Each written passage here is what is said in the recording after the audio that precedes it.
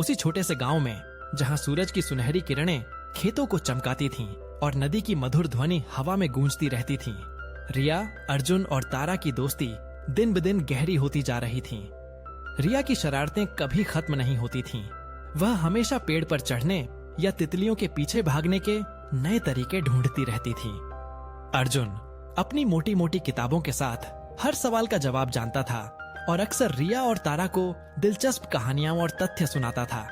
तारा का हृदय इतना कोमल था कि वह एक घायल पक्षी को भी देखकर दुखी हो जाती थी और उसकी देखभाल में जुट जाती थी। गर्मी की छुट्टियां शुरू होते ही तीनों दोस्त उत्साहित हो गए। इस बार उन्होंने गांव के उस पुराने जंगल में जाने की योजना बनाई जिसके बारे में उन्होंने कई कहानियां सुनी थीं।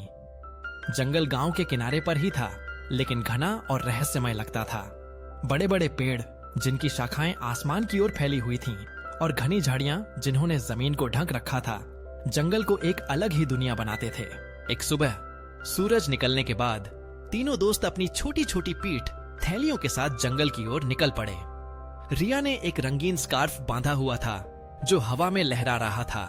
अर्जुन ने अपनी पसंदीदा जासूसी उपन्यास अपनी थैली में रखी थी और तारा ने कुछ बिस्कुट और एक छोटी पानी की बोतल ली थी। जंगल में घुसते ही उन्हें एक अलग ही शांति महसूस हुई। पेड़ों की पत्तियां सरसरा रही थीं, जैसे वे आपस में धीमी आवाज में बातें कर रही हों। रंग बिरंगी तितलियां उनके चारों ओर मंडरा रही थीं और दूर से किसी कोयल की मीठी कूक सुनाई दे रही थी।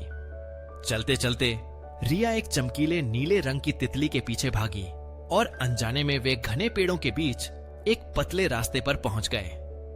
कुछ देर चलने के बाद उन्हें पेड़ों के बीच एक अजीब सी चीज दिखाई दी।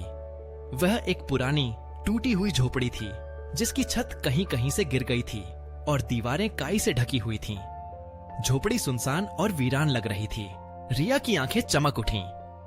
देखो, एक पुरानी झोपड़ी, चलो देखते हैं इसमें क्या है। उसकी आवाज में रोमांच था। अर्जुन थोड़ा हिचकिचाया। उसने भूत प्रेतों की कहानियां सुनी थीं और उसे थोड़ी घबराहट हो रही थी। मुझे नहीं लगता कि हमें अंदर जाना चाहिए, उसने कहा। यह खतरनाक हो सकता है। तारा ने अर्जुन का हाथ पकड़ा और उसे दिलासा दिया। डरो मत अर्जुन, हम सब साथ में हैं। अगर कुछ अजीब लगा तो हम वापस आ जाएंगे। धीरे धीरे और सावधानी से तारा ने झोपड़ी का दरवाजा खोला। दरवाजा पुराना और जाम था, इसलिए उसे खोलने में थोड़ी मुश्किल हुई। अंदर अंधेरा था और एक अजीब सी बासी गंध आ रही थी, जैसे यहां बहुत दिनों से कोई ना आया हो। धूल की एक मोटी परत हर चीज पर जमी हुई थी। वे कुछ कदम अंदर चले ही थे कि उन्हें एक कोने से एक बहुत धीमी और कमजोर आवाज सुनाई दी। म्याऊं, म्याऊं। तीनों दोस्त डर गए। अचानक आई इस आवाज ने उन्हें चौंका दिया था। रिया और अर्जुन एक दूसरे को देखने लगे, जबकि तारा ने ध्यान से आवाज की दिशा में देखा। उन्होंने हिम्मत करके उस अंधेरे कोने की ओर कदम बढ़ाए। जब वे करीब पहुंचे तो उन्होंने देखा कि एक छोटा सा पतला सा बिल्ली का बच्चा दुबका हुआ बैठा था। उसके रोए मिट्टी और धूल से सने हुए थे और वह बहुत कमजोर और डरा हुआ लग रहा था। उसकी छोटी छोटी आंखें बड़ी और उदास थीं। तारा का दिल पिघल गया। वह तुरंत उस बिल्ली के बच्चे के पास घुटनों के बल बैठ गई और उसे बहुत प्यार से उठाया। बिल्ली का बच्चा इतना कमजोर था कि उसने तारा के हाथों में आकर थोड़ी राहत की सांस ली। ओह बेचारा, तारा ने धीरे से कहा। उसकी आवाज में करुणा थी। अर्जुन ने अपनी पानी की बोतल खोली और उसमें से थोड़ा सा पानी अपनी हथेली पर निकाला। बिल्ली के बच्चे ने धीरे धीरे उसे चाटा। रिया ने अपनी थैली से अपनी पसंदीदा गुड़ वाली रोटी का एक छोटा टुकड़ा निकाला और उसे बिल्ली के बच्चे को दिया। कमजोर होने के बावजूद बिल्ली के बच्चे ने धीरे धीरे रोटी खाई। थोड़ी ही देर में वह थोड़ा बेहतर महसूस करने लगा और उसने अपनी छोटी सी पूंछ हिलाई।